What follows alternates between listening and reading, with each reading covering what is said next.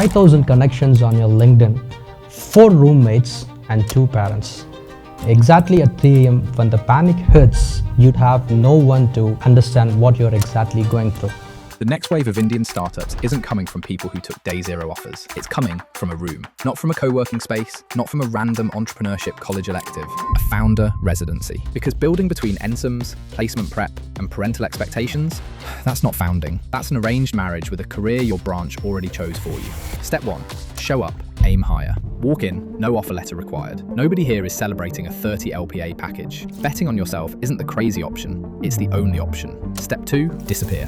Food, sorted. Rent, gone. That group chat about day zero offers, you won't even remember it exists. Strip away every reason to not build. Step 3, you're not alone. The 3 AM panic, the imposter syndrome. For the first time, the people around you have been through the exact same spiral. Steal from them. Step 4, get in the room. Mentors who've built before, warm intros to investors. The kind of access that used to take 6 months now takes 1 conversation. Enter the zone. Guard it like your life depends on it, because it does.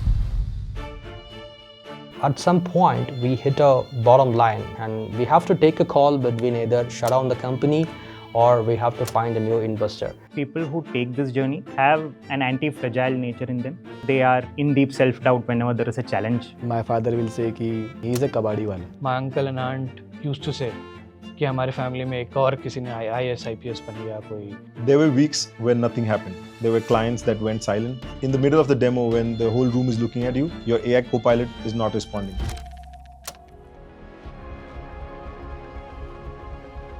Those are the times when I really had self-doubts and I used to sit and wonder whether we are building something just because it doesn't exist, but is it even required in the market? But what has always kept me going, of course, is the passion with which we started this. Also, the professional and personal support system that you have. You may have gone to a customer with a product which you think is not good enough, but then the customer's reaction tells you that it's way beyond their expectations. I mean, then you realize maybe you are beating yourself too much and trying to be too perfect than what you can. You may reach there, but you don't need to do that.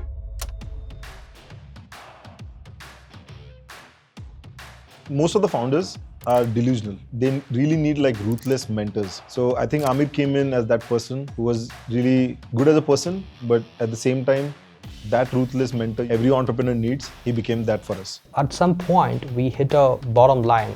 That is exactly our runways are about to finish. That's exactly why and when mentors are really needed in the journey. And one such mentor for us is Amir. So we reached out to him at that point and then we asked, see, we hit a roadblock. We have to either do this or we have to do that.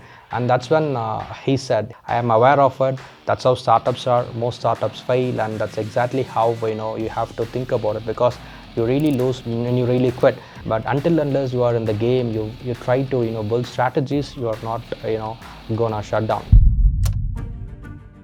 Whenever I used to go to home, at that point of time, my uncle and aunt used to say कि हमारे family में एक और किसी ने IAS IPS बन गया कोई, किसी ने नया UPSC निकाल लिया. My father will say कि he is a kabadi wala. Because our work involves working with the kabad or recycling. That is where I used to be blank and I used to say, बस चल रहा है. I started telling them that I'm building this and that, and then they were coming back to me like, why are you wasting time?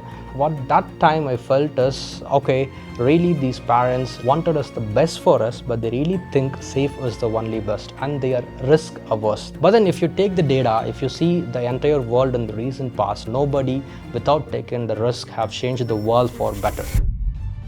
I believe there's someone who believes in my craziness, who believes in our aim, who believes what we are doing is much more important, much more motivational.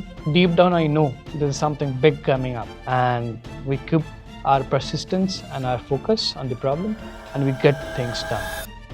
If I quit and give up this problem, somebody half-hearted will come and half solve it. So why not me? It is those challenges that keep them going. It is those challenges that keep them getting better at it. And maybe without those challenges, they would have found this journey to be boring. Take that leap of faith today and start building it. And the only best way to avoid this is to put your dad and mom in the D&D mode, because they want us the best and they think safe is the only best, and being safe will never make you change the world.